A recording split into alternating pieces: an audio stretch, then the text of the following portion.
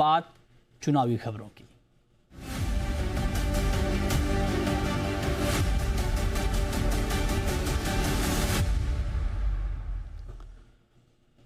तेईस अप्रैल यानी कल तमिलनाडु की सभी 234 विधानसभा सीटों पर एक ही चरण में वोटिंग होगी। वहीं पश्चिम बंगाल में पहले चरण के तहत 152 सीटों पर मतदान कराया जाएगा।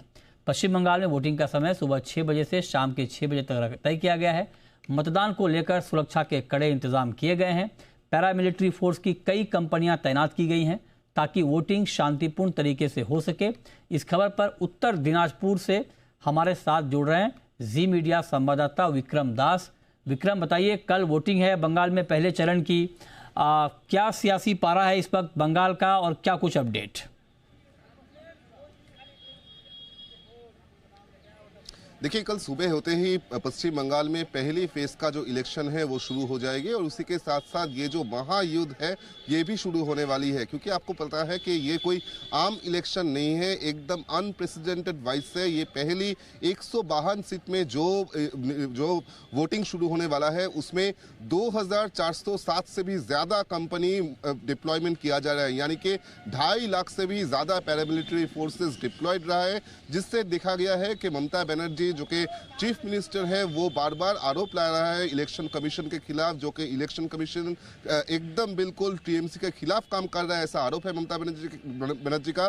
दूसरी तरफ इलेक्शन कमीशन का जो दावा है कि पीसफुली इलेक्शन करवाने के लिए जो और जितना पैरामिलिट्री फोर्सेस डिप्लॉयमेंट करना चाहिए था उन लोगों ने किया है। जो बूथ में सीसीटीवी कैमरास जिसमें लाइव स्ट्रीमिंग होता है वो भी किया जाता है। उसी के साथ साथ बूथ का जो 100 मीटर्स है रेडियस है उसमें एक लक्ष्मण रेखा बांध दिया जा रहा है कि कोई भी वोटर्स के अलावा उसमें उस लक्ष्मण रेखा के अंदर आ नहीं पाएगा। इसी के साथ साथ आपको बता दूं कि बीजेपी की तरफ से वो भी उम्मीद कर रहा है कि इस साल वो सरकार बनाने जाना है, जहां पे प्रधानमंत्री बार बार जो इलेक्शन कैंपेन में आए हैं उन्होंने दावा किया है कि इस बार बीजेपी भारी बहुमत से, पूर्ण बहुमत से क्षमता में आने वाली है। दूसरी तरफ आपको बता दूं बंगाल जो कि जाना जाता है पॉलिटिकल वायलेंस के लिए, वहां पे कल क्या होता है, किस तरह से ये इलेक्शन होता है, वोटिंग होता है, जहां पे पीसफुली ये वोट हो के ना हो, ये अभी देखने का बात है। फिलहाल सीआरपीएफ जो है कई जगहों पे नाका चेकिंग कर रही है। उसी के साथ साथ 2.5 लाख से भी ज्यादा फोर्सेस इस वक्त डिप्लॉयड है इस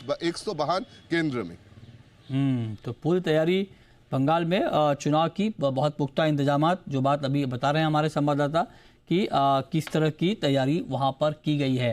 वैसे अब तो कैंपेन बंद है कल, क्योंकि 48 घंटे से पहले कैंपेन 48 घंटे पहले बंद हो जाता है।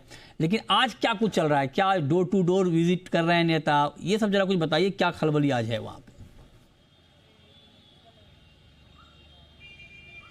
देखिए, साइलेंट पीरियड जो है वो कल से ही शुरू हो गया है, कल शाम से ही शुरू हो गया है और अभी आज कोई भी पॉलिटिकल पार्टी या पॉलिटिकल लीडर्स इस 152 सीट जो है यहाँ पे कोई कैंपेनिंग नहीं कर पा रहे हैं, जो कि हम लोग देख पा रहे हैं कि जगह जगह में सीआरपीएफ की तरफ से और पुलिस की तरफ से नाका चेकिंग किया जा रहा है। उसी के साथ साथ जो वोट कर्मियाँ हैं वो लोग डीसीआरसी ऑफिस से अभी बूथ की तरफ वो लोग जा रहे हैं और जो फाइनल प्रिपरेशन लेना है वो लिया जा रहा है। इसी के साथ साथ आपको बता दूं कि रूट मार्च, कई सारे सेंसिटिव एरियाज है इस 152 केंद्र में, 8000 से ज़्यादा बूथ सेंसिटिव है। उस सारे इलाका में सीआरपीएफ जो है वो लोग रूट मार्च कर रहे हैं, एरिया डोमिनेशन कर रहे हैं। उसी के साथ साथ जो वोटर्स हैं उनको कॉन्फिडेंस दिया जा रहा है कि आप लोग एकदम बिना भय के आप लोग बूथ में जाइए, वोट दीजिए। ये बात जो है वो निश्चित करना चाहता है इस वक्त इलेक्शन कमीशन और उसी के साथ साथ सीआरपीएफ आधिकारिक। हम लोग जो देख पा रहे हैं कि दूसरी जो इलेक्शंस होता है वह इतना हेवी डिप्लॉयमेंट कभी नहीं रहा है, जहां के 152 केंद्र में एक ही फेज में 2.5 लाख से भी ज्यादा सेंट्रल फोर्सेस डिप्लॉयड है। उसी के साथ साथ कई सारे नए जो रूल्स है वो आरोप किया गया है। आपको पता है लीकर जो है वो लास्ट 3 दिन से बंद है और सिर्फ इस 152 केंद्र में नहीं, पूरा बंगाल में इस वक्त जो लीकर सप्लाई है वो बंद किया जाए, लीकर शॉप्स जो है वो बंद किया गया है। उसी के साथ साथ और एक नया जो रूल है वो जारी किया है, जहां पे मोटरसाइकिल लेके वोट का दिन यानी कि कल को सुबह 6 बजे से शाम 6 बजे तक सिर्फ इमरजेंसी के अलावा कोई भी इस मोटरसाइकिल लेके नहीं जा पाएंगे, और जो लोग मोटरसाइकिल लेके जाएंगे भी